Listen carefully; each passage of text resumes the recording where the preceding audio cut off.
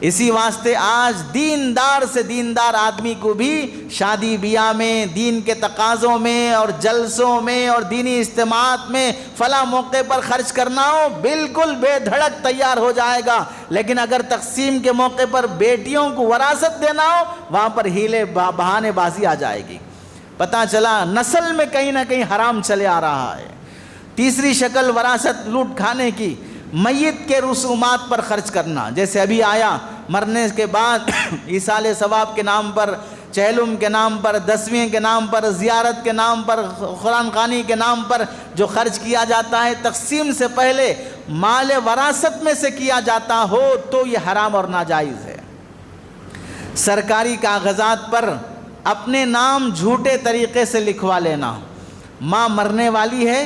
خدمت کرتے کرتے